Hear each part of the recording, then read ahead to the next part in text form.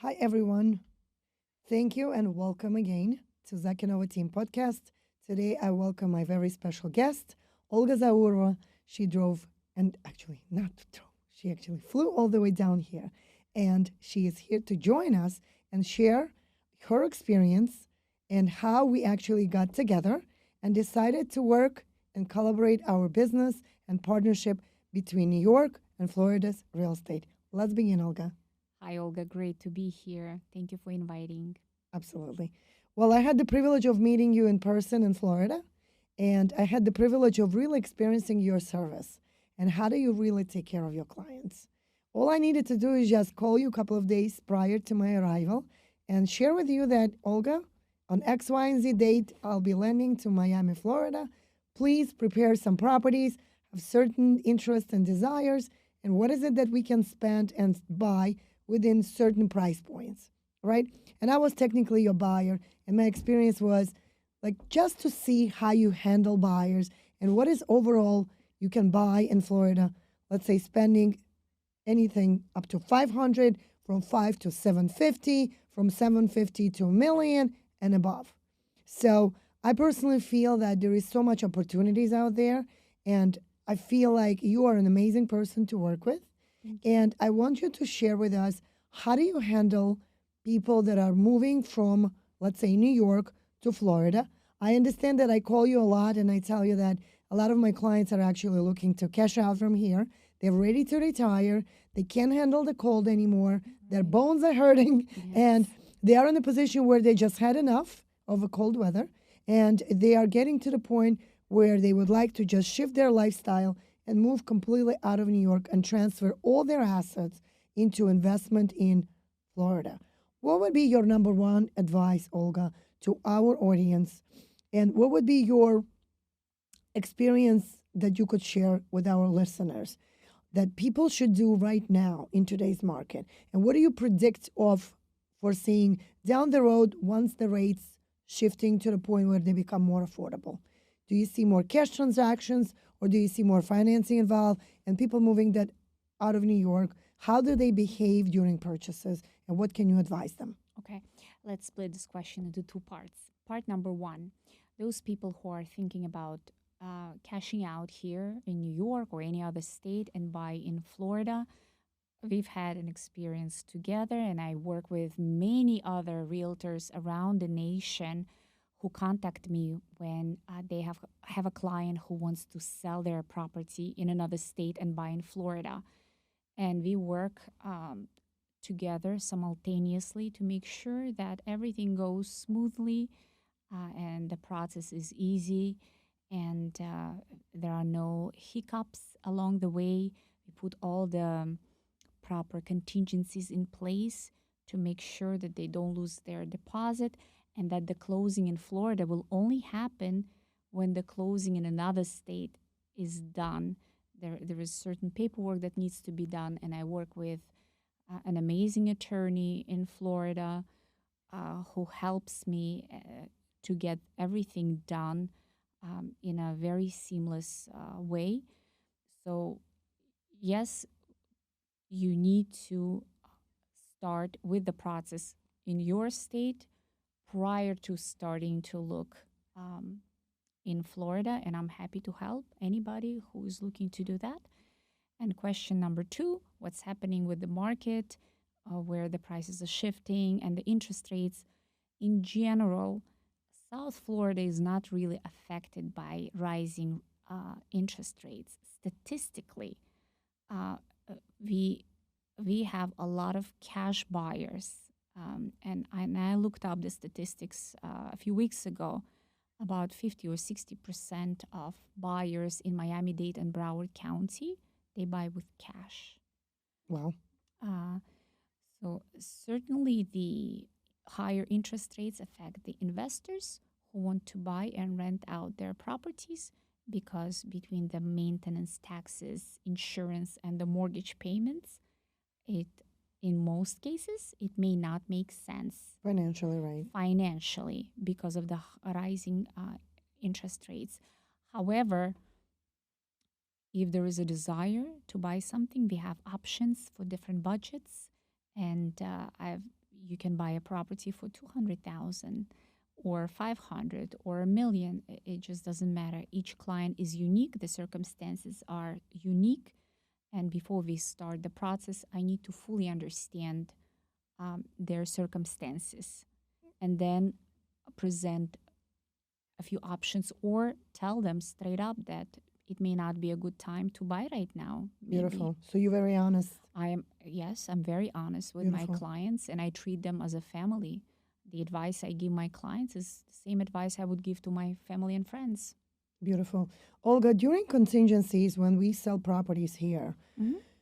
I know that in many cases, the homeowners, the sellers, they would not be very much open minded and entertaining anything that has contingencies. So, in other words, if you are in a contract to buy a property, and then someone that you're buying your properties from, the seller in this case, they have to wait until you close on your existing home in order for you to cash your money out, turn it into liquid cash, and really give you the chance of purchasing their home while they technically have to take their home off the market. Correct. And then becomes a very complicated process within the lines.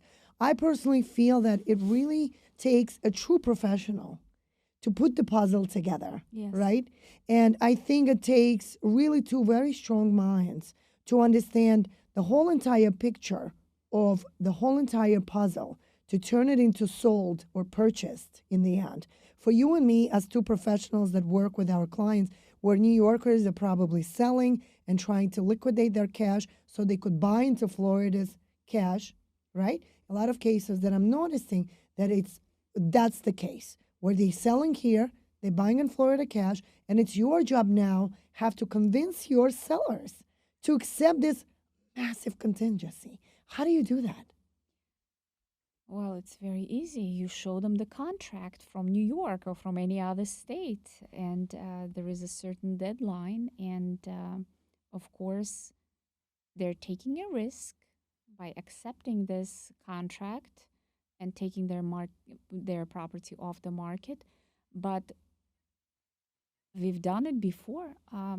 So would you say that right now, because of the shifting market, sellers are open more in reference to this particular opportunity, where sellers, let's say in New York, are selling and they are more open-minded about allowing them to go into that contingency versus during passionate COVID times where everybody was just coming in with money ready to go and there were no contingencies really entertained? Yes, I remember those crazy times.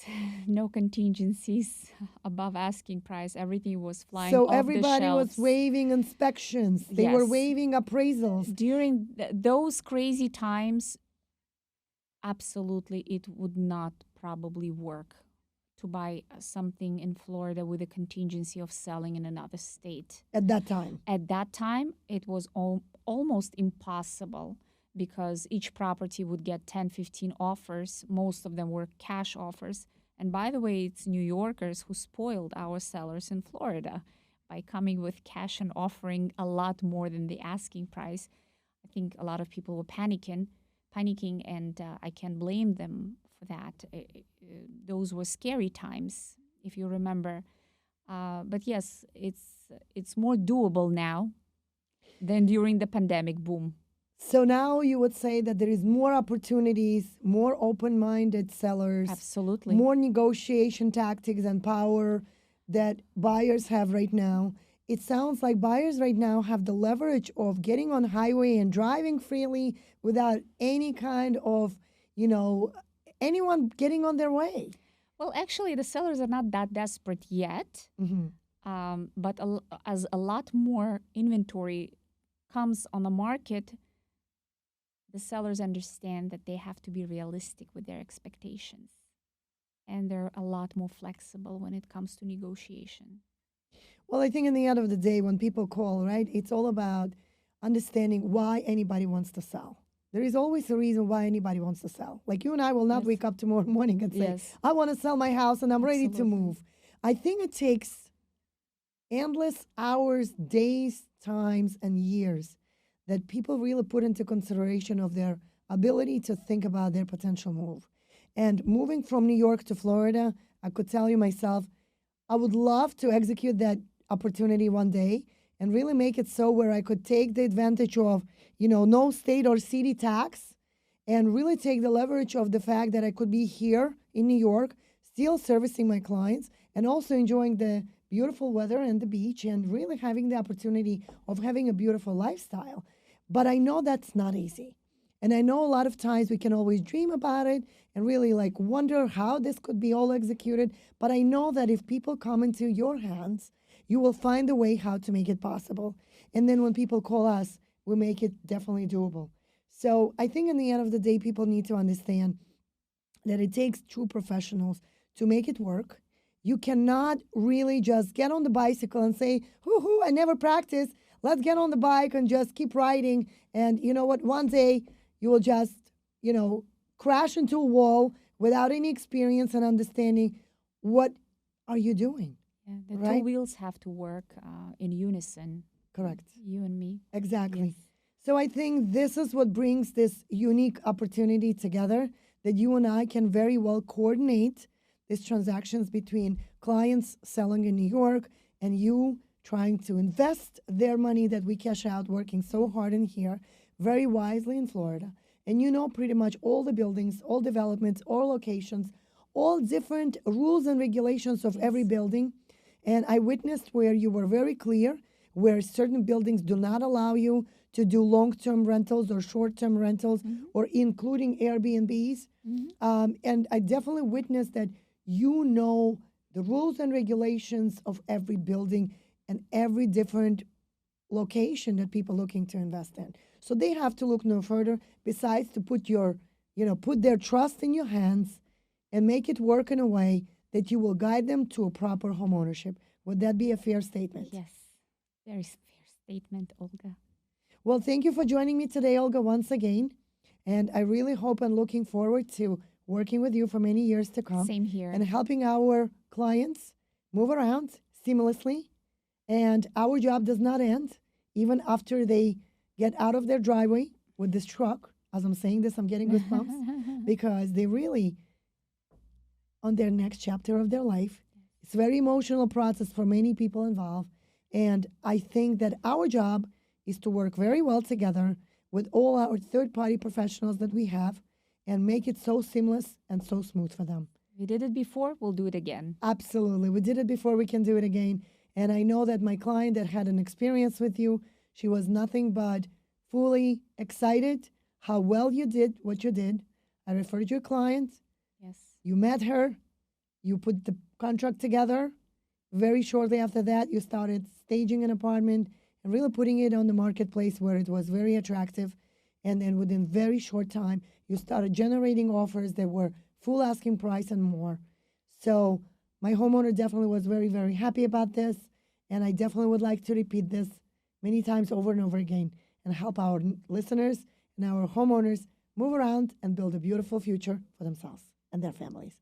Thank you very much, Amen. everybody. Thank you.